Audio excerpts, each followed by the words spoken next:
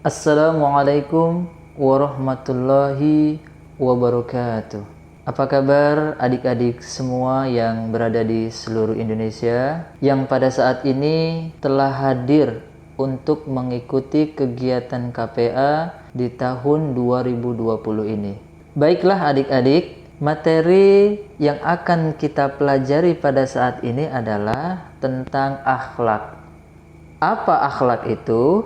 Akhlak adalah merupakan tingkah laku, perangai, ucapan, atau tabiat baik dan buruknya dari perilaku seseorang. Tolak ukur dari perilaku baik dan buruknya akhlak seseorang ialah dengan Al-Quran, Sunnah, dan juga hadis. Seseorang yang berperilaku sesuai dengan Al-Quran, Sunnah, dan juga hadis, maka itulah akhlak yang sempurna, yang tidak melanggar ajaran Islam.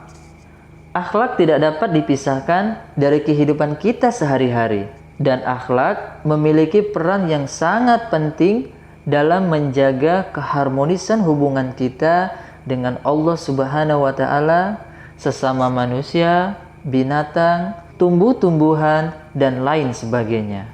Oleh karena itu, pada kesempatan ini kita akan membahas materi tentang adab dan perilaku sehari-hari menurut ajaran Islam dan sunnah Rasulullah Sallallahu Alaihi Wasallam.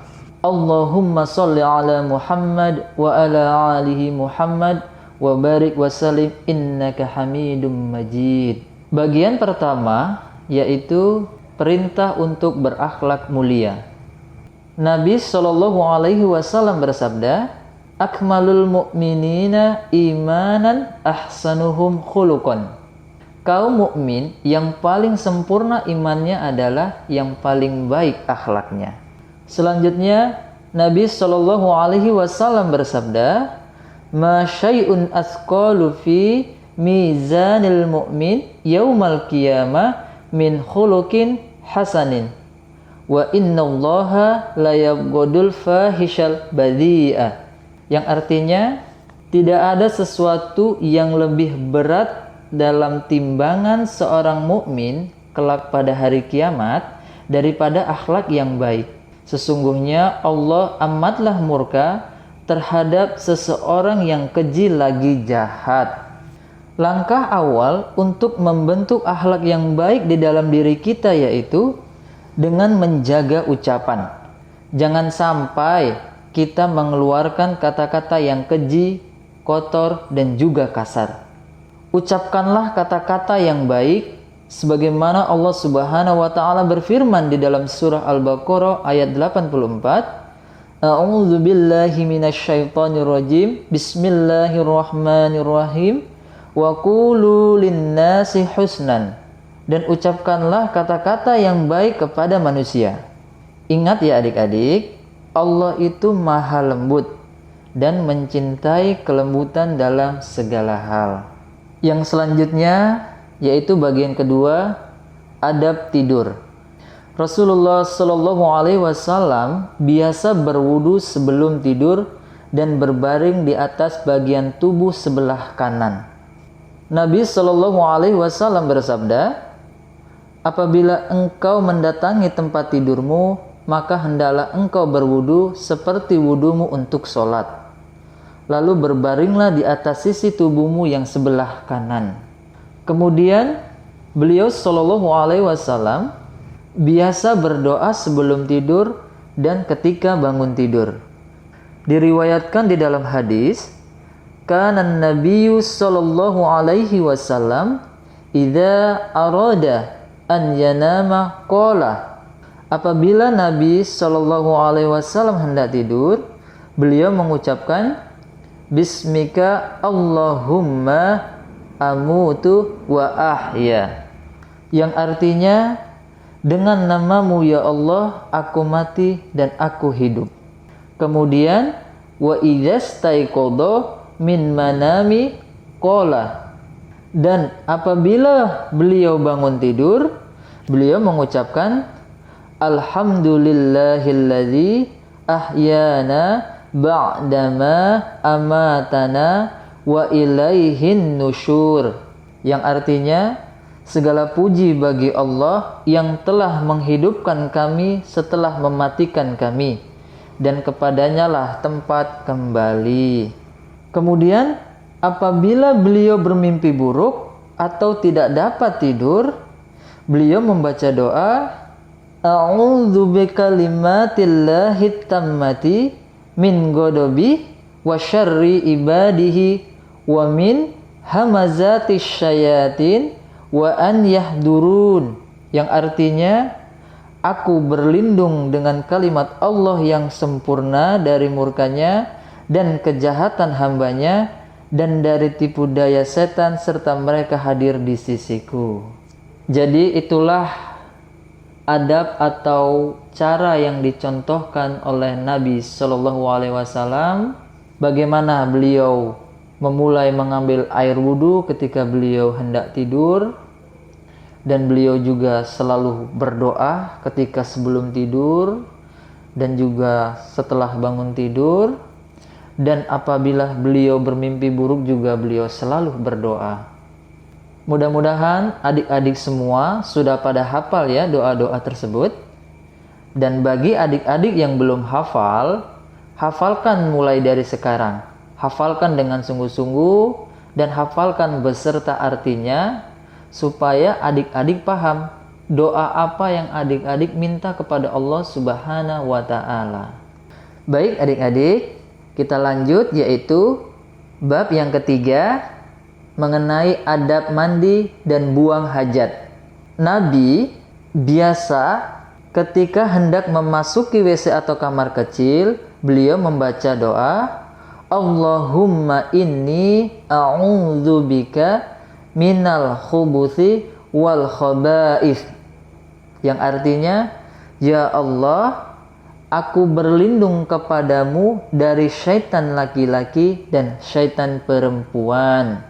Buat adik-adik, sekali lagi, kemudian jika kita keluar dari WC atau kamar kecil, disunahkan mengucapkan Ghufronaka, sebagaimana diriwayatkan, kana Nabiyyu sallallahu alaihi wasallam idza kharaja minal khala'i qala, jika Nabi sallallahu alaihi wasallam keluar dari kamar kecil, beliau mengucapkan Ghufronaka, yang artinya, ya Allah, aku mengharap ampunanmu.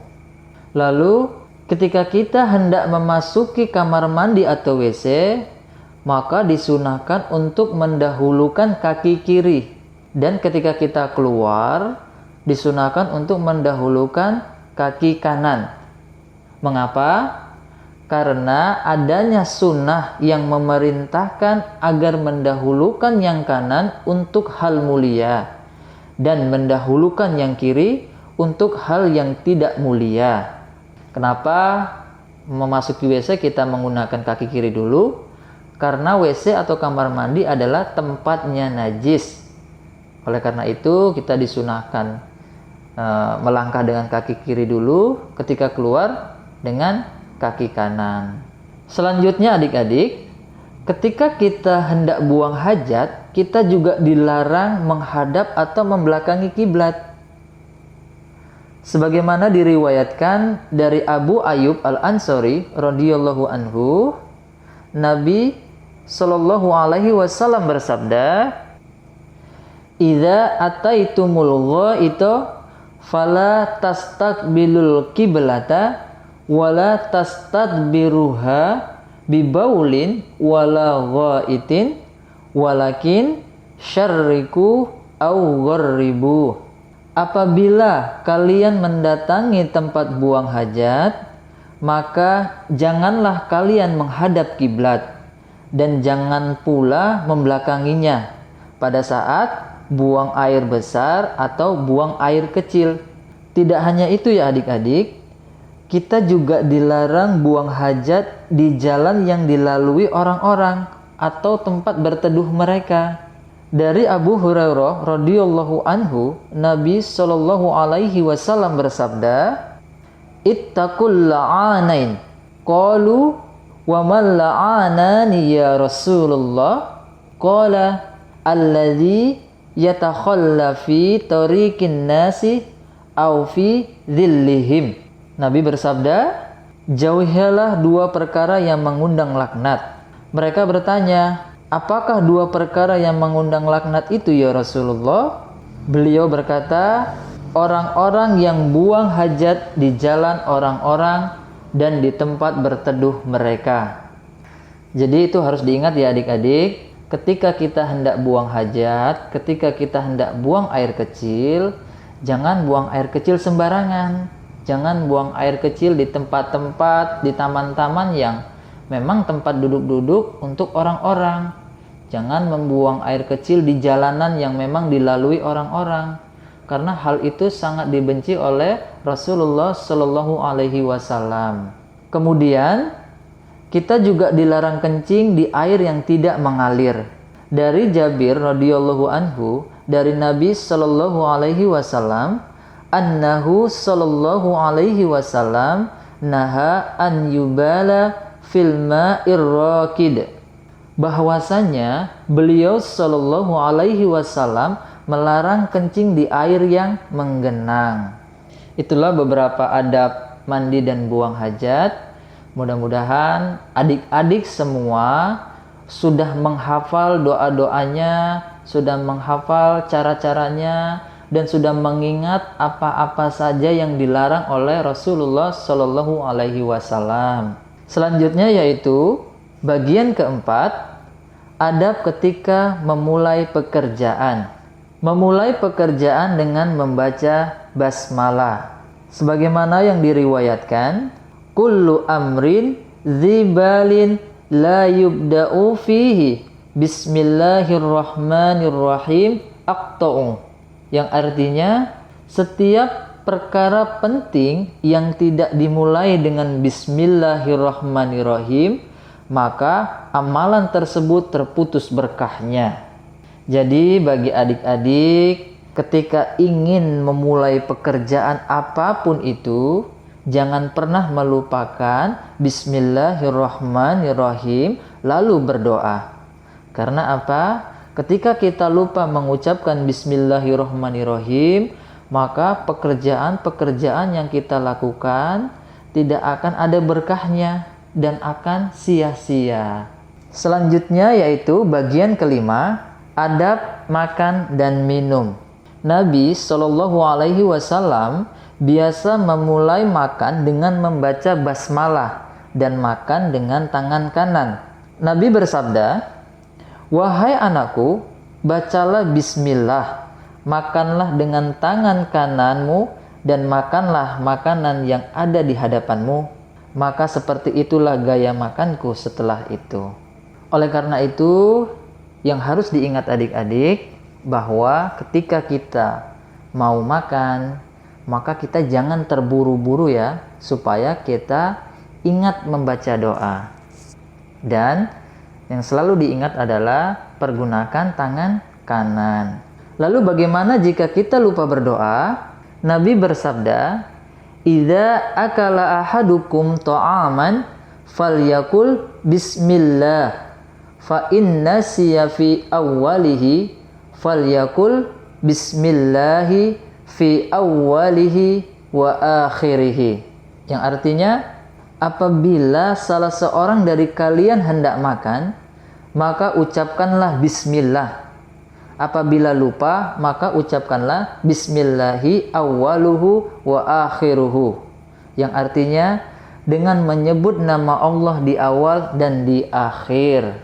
Kemudian Nabi Shallallahu Alaihi Wasallam biasa mengakhiri atau mensudahi makan dengan membaca hamdalah. Sebagaimana diriwayatkan, man akala ta'aman faqala, barang siapa yang makan makanan kemudian mengucapkan alhamdulillahilladzi at'amani hadza wa razaqanihi min ghairi haulin minni wala quwwatin. Yang artinya, segala puji bagi Allah yang telah memberiku makanan ini dan merezekikan kepadaku tanpa daya serta kekuatan dariku.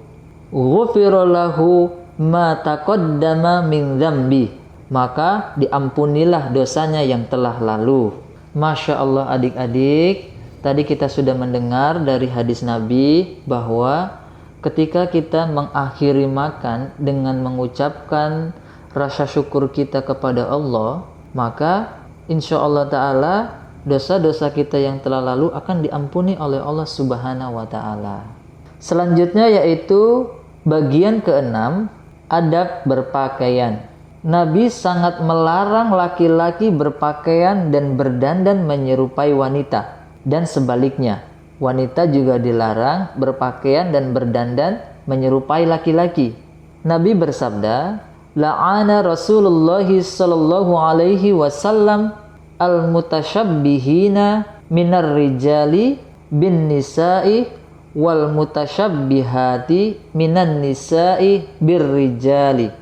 Yang artinya Rasulullah sallallahu alaihi wasallam melaknat laki-laki yang menyerupai wanita dan para wanita yang menyerupai laki-laki.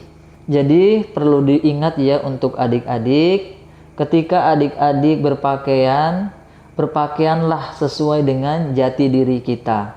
Jika kita seorang laki-laki, jika kita seorang atfal, maka berpakaianlah seperti layaknya seorang laki-laki, supaya terlihat gagah. Dan jika kita seorang perempuan, seorang nasirat ataupun LI, maka kita berpakaianlah, berdandanlah selayaknya seperti perempuan, supaya terlihat feminim, anggun, dan juga cantik. Kemudian Rasulullah Shallallahu Alaihi Wasallam biasa mendahulukan yang sebelah kanan.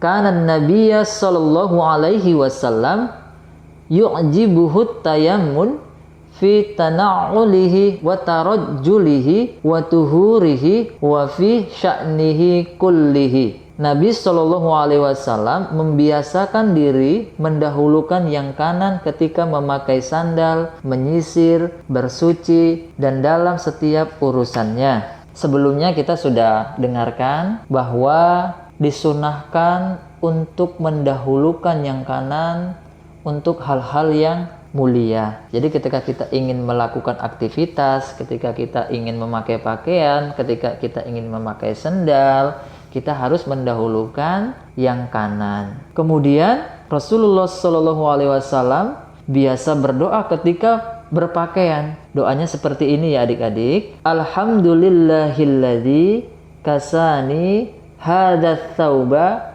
wa razaqanihi min ghairi haulin minni wala quwwatin. Yang artinya, segala puji bagi Allah yang telah memberiku pakaian ini kepadaku sebagai rezeki darinya tanpa daya dan kekuatan dariku. Lagi-lagi, setiap amal dan perbuatan memang harus kita mulai dengan berdoa. Karena jika sesuatu diawali dengan yang baik, maka akhirnya akan baik pula. Khusus bagi wanita, bagian yang harus ditutup atau bagian aurat yang harus ditutup adalah dari riwayat Asma binti Abu Bakar pernah menemui Rasulullah Shallallahu Alaihi Wasallam dengan memakai pakaian yang tipis. Maka Rasulullah Shallallahu Alaihi Wasallam pun berpaling darinya dan bersabda, wahai Asma, sesungguhnya seorang wanita itu jika sudah haid atau sudah balik, tidak boleh terlihat dari dirinya kecuali ini dan ini. Beliau menunjuk wajahnya dan kedua telapak tangannya. Baik adik-adik, hadis yang terakhir ini yaitu khususnya ini buat adik-adik LI yang sudah balik atau sudah dewasa,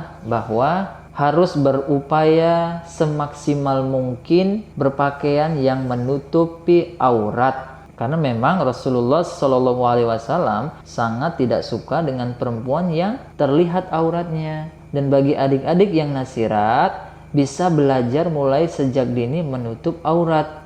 Jadi ketika kita sudah dewasa, ketika kita sudah balik, kita akan terbiasa menutup aurat. Yang terakhir yaitu bagian ketujuh, adab pergaulan, mengucapkan salam, dan lain-lain. Diriwayatkan Dari Abu Hurairah radhiyallahu anhu, dia berkata, Rasulullah Shallallahu alaihi wasallam bersabda, janganlah kalian saling dengki, saling menipu, saling marah, dan saling memutuskan hubungan. Dan janganlah kalian menjual sesuatu yang telah dijual kepada orang lain. Jadilah kalian hamba-hamba Allah yang bersaudara. Seorang muslim adalah saudara bagi muslim yang lainnya.